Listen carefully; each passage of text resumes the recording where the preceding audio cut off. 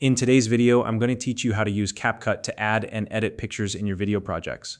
Whether you're creating a montage, enhancing your vlog, or adding some creative flair to a video, learning how to integrate and customize pictures can take your content to the next level.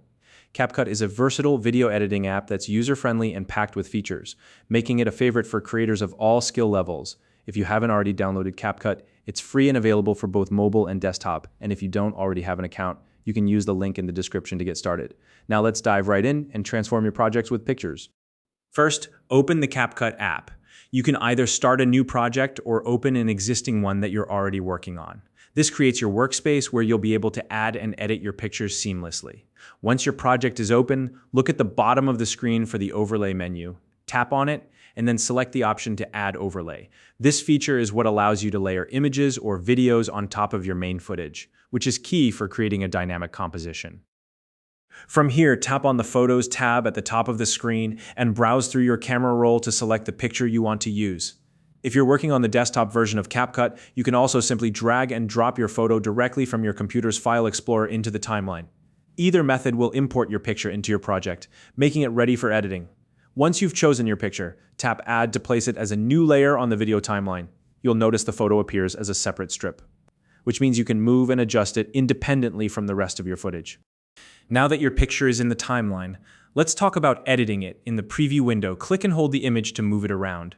This lets you position the picture exactly where you want it within your video frame. On a phone or tablet, you can use 2 fingers to pinch and resize the photo. Adjusting the size ensures that the image fits properly within your video's layout and doesn't look out of place. Next, you can control how long the picture appears in your video by adjusting its duration. To do this, grab the edges of the photo clip in the timeline and stretch or shrink them. This gives you precise control over the timing. If you want the picture to appear at a specific moment in your video, drag the entire clip along the timeline until it aligns perfectly with your desired start time.